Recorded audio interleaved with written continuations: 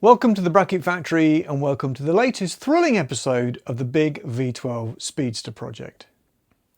Now, if you've been following the project, you know we're in the process of trying to put the engine in the chassis. So in the last episode, I took the old engine and gearbox out and made a big replica of the block out of wood so that I could see if it was going to fit. Now, when I offered it up, I can see that, well, it doesn't fit, it's too big, but it can be made to fit. But that's going to take some modification to the chassis. So in this episode, I'm going to be modifying the chassis. But before I start, we've got to take some of that other stuff out. So it's 6:30 in the morning and I'm in the garage already. Why? Because I'm champing at the bit. I want to get cracking with this. So I'm at the stage when I want to start modifying this chassis.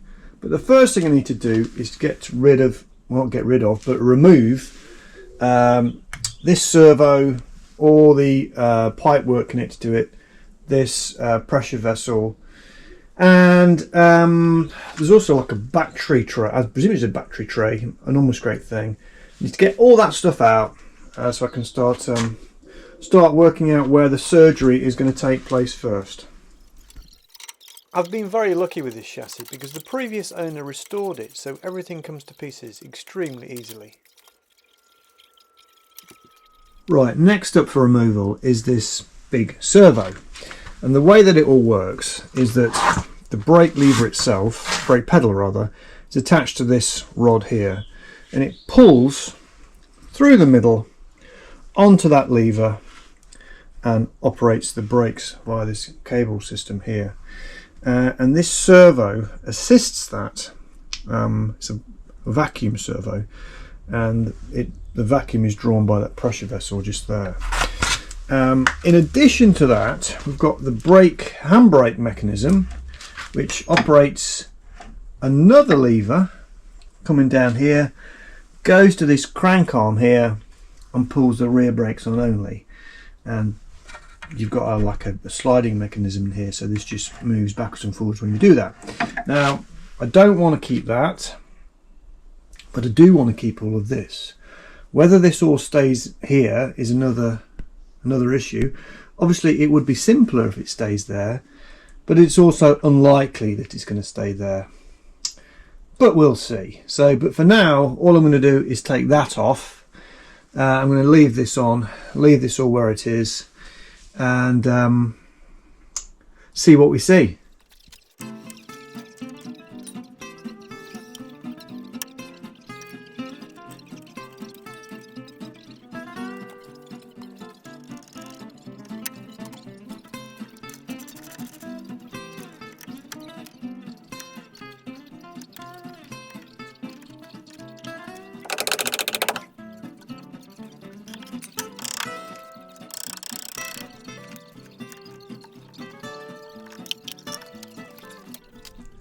So here's the servo removed, and you can see that the pull line of the brake pedal goes straight through to the linkage, and this is the assisting arm. It's a very impressive thing, I have to say. Keep on saying this, it's a shame I'm not going to use it, but I'm actually going to use the Rolls Royce servo mechanism, which may be quite tricky because it pops out the other side. It's going to be around there, so somehow it's got to be linked back to here. But I enjoy that sort of stuff, so looking forward to it. Right, what's next? Got some gubbins around here, got this battery tray, got this this pipe work which leads back to the tank. So let's whip that out. Now, when I said these nuts and bolts were easy to undo, some of them weren't, but resistance was futile.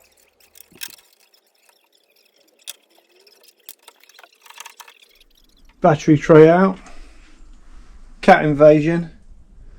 Stalking around, waiting to cause trouble, no doubt. Now gnawing at the brakes. I don't know. Anyway, battery tray out, and one of the bolts put up a struggle, and I used these Nipex grips, adjustable, and if you put them on the right way, they basically self-tighten. Highly recommended. Anyway, next up is to remove these pipes. I'm just going to snip through them for now. I don't know whether I'm going to reuse this, and even if I am, I'm going to replace all these pipes. So Let's whip that out. I've also got to whip out a bit of old bit of loom that's in the way. Get all that out, and then we can work out what our first cut's going to be. Exciting!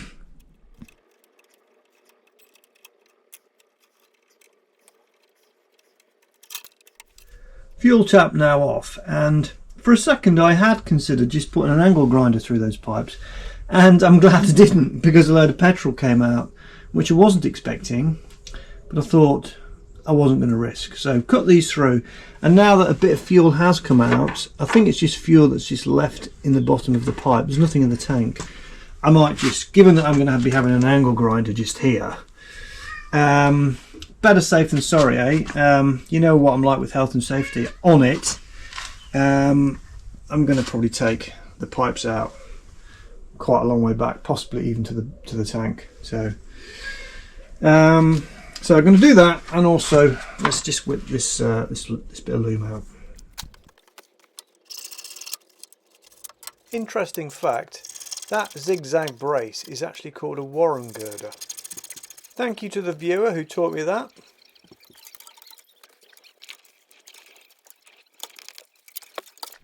Right, so the decks have been cleared, the loom's gone, the fuel lines have gone.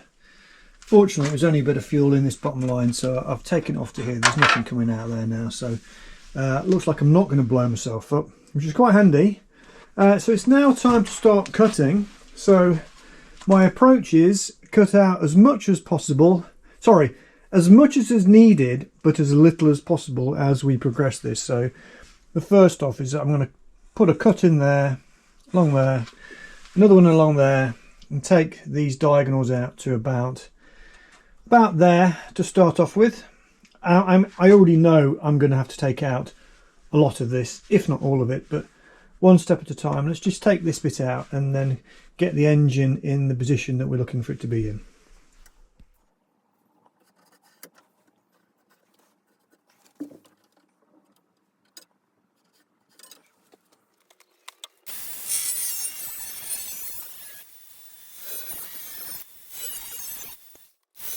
I gave myself top marks here for the use of gloves and a guard on the grinder, but a bit more work needed in the footwear department, I think.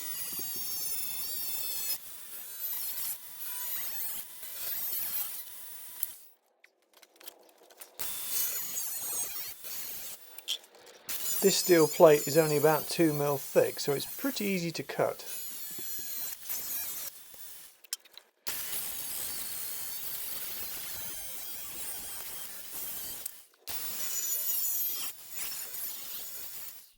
Right, some chopping done. They say the first cut is the deepest, but I think in this case we're only just getting started. When I cut this section out, or both of them, when I actually put the final cut through, there was absolutely no movement whatsoever of the cut bit relative to the existing bit. So I know there's no inherent stresses in this bit, which is quite good because it means the chassis is not moving all over the place. So I think what we need to do now is stick the block in and see how it lines up.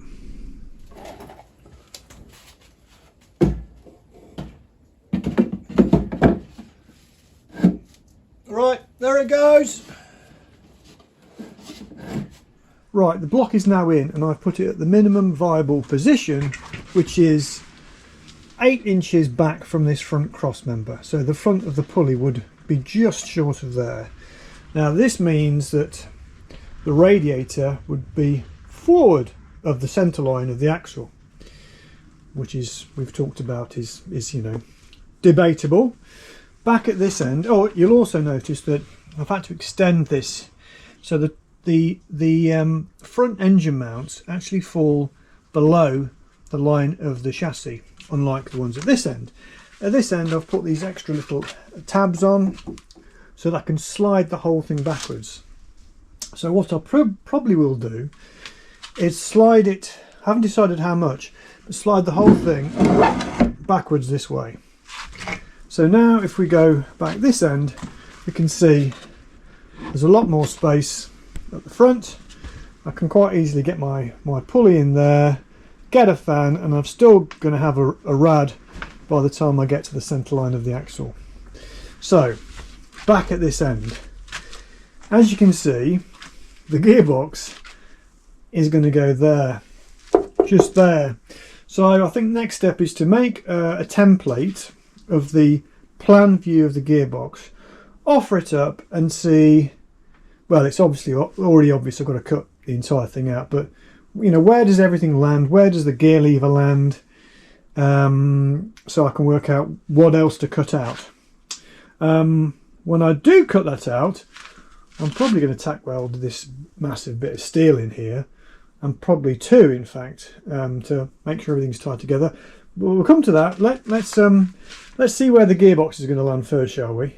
Right, so here we have the gearbox. Now, unlike the Daimler, it's got this big servo assembly on the left-hand side, and it's got this gear shift on the right-hand side. So there are two more challenges there in terms of fitting it in the chassis. So what I've done is in true Blue Peter style, here's a pattern or a template I made earlier, which is, you know, shows the lump sticking out. So now let's offer it up to the chassis. Right, offer it up. I've got a center line, so I know, well, where the center is, obviously. There we go. So let's get an aerial view. So there we have an aerial view, and as you can see, there is a total eclipse of the center of the cruciform. Interestingly, the gear shift on this side falls just inside this cross member, I think, hopefully, and all of the servo mechanism falls just inside, hopefully, this cross member here. But you can see where I need to cut along the lines of as little as possible. I'm going to cut just there, and then I am going to cut there and there, I think. Seems pretty radical, but there's no other way.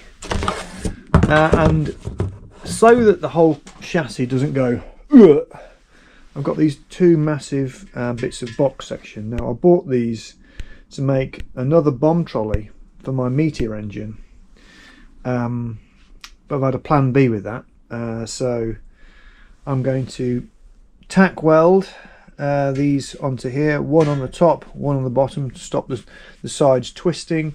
Of course, because of the way that this arrangement works, the load of the springs will put a slight turning moment on the chassis if nothing's connected. So I'm going to tack these on. I'm going to use my new MIG weld for that. Not a massive fan of MIG, prefer TIG, but it's temporary anyway. So right, let's get cracking.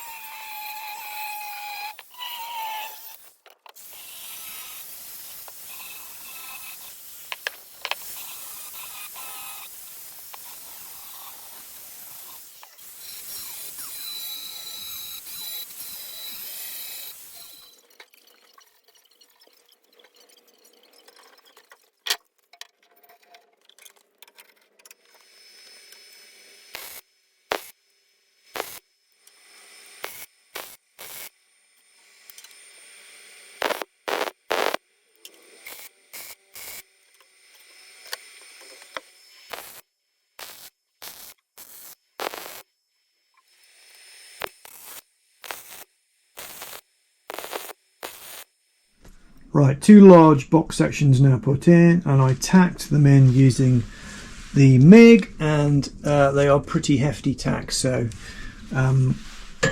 that's not going anywhere. And the reason that I put two in is that I might want to make sure that the side rails don't actually twist when I start removing all of this center section. So I'm about to go past the point of no return, so onwards and upwards. Right, I'm about to get busy with the cutting disc, but before I do, I just want to say a massive thank you to everybody who supported the channel by going to the shop just there to buy one of these t-shirts. Really, really appreciated. And please do keep on sending in the pictures of some of your stuff, which is incredible. Here's another example. This is Greg Masters from the UK, and he is standing with his mighty American La France Speedster. Now, I know I'm obviously biased, but it is quite an incredible thing. So here's a few vital statistics. 14.1 litres, 6-cylinder engine. That's 2.35 litres per cylinder. 4 miles per gallon, and it weighs a whopping 3 tonnes. What an awesome machine. Right, let's get busy.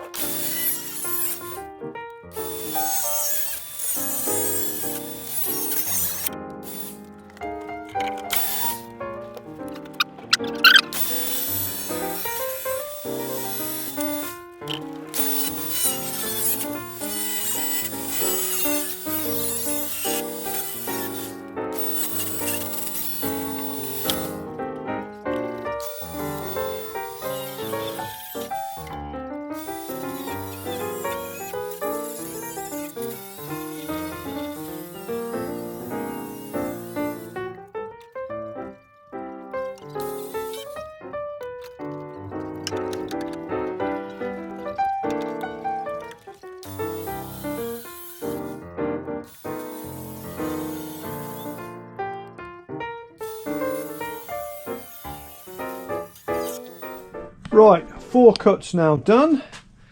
Incidentally, when I'm cutting these, I've got 2 angle grinders, and this is the one I was using, and it's a long nose as opposed to a short nose, and it's slimmer, so you can get into nooks and crannies. But what's even better is that the guard can be taken off without actually having to remove the blade. On this one, you've got to take it off to put the guard on. And as you know, I'm all about the safety, so the guard did get adjusted and occasionally it came off. So anyway, I think now we can release the clamps and take off this middle section. Right, let's whip these clamps off. I expect it's going to be quite heavy.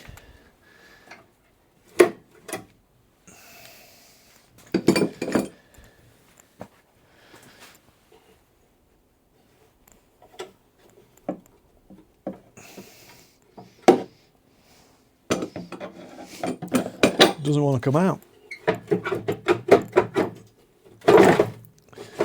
There he goes, and it's out. So this is what it looks like underneath. It's a bit of a lump, that's for sure. So you're probably thinking, what am I going to do now? Well, that's a very good question. So the question is, what am I going to do now? Now, the first thing I'm not going to do is panic, Mr. Mannering. I've just removed about 90% of the structural integrity of the chassis, but as the saying goes, you've got to break an egg to make an omelette. So what I'm going to do first is to mock up the engine and box in the car. Now, I've already got the wooden block, and the gearbox is not that heavy, so I'm going to attach the gearbox to the wooden block and lower it all back in there. And I'm going to see if A, it fits in the hole that I made in the chassis, and B, is everything actually in the right place. I'm going to mock up a seat. I'm probably going to disconnect the steering column, move it back. Is everything right? And is the front of the engine in roughly the right sort of position? If it all is, then I can start to focus on the chassis again and work out how I'm going to add all that integrity back in there. Now, to illustrate what I need to consider when I put the strength back in, I've got these 2 bits of Meccano. It's actually 4 bits of Meccano. Now, I've got a bit of a soft spot for Meccano, and if you're a Meccano nerd, and I'm sure there are some out there, you recognise this is gold Meccano, which dates from 1934 to 1945, which is the correct era for the car. It even has Whitworth nuts and bolts. Anyway, these are the 2 chassis rails, and what I need to consider is this movement, this movement, this movement, and this movement, because that cruciform basically addressed all of those issues and now it's gone. But if you want to see any of that, you're going to have to tune in next time. So if you've not already subscribed, please hit subscribe. If you've liked it, please do hit like. It really helps with the algorithms. And please do leave me a comment. Let me know what you would have done or not done in this case, and any advice or tips or thoughts about what I do next. But I think that's it for now, so thanks for watching.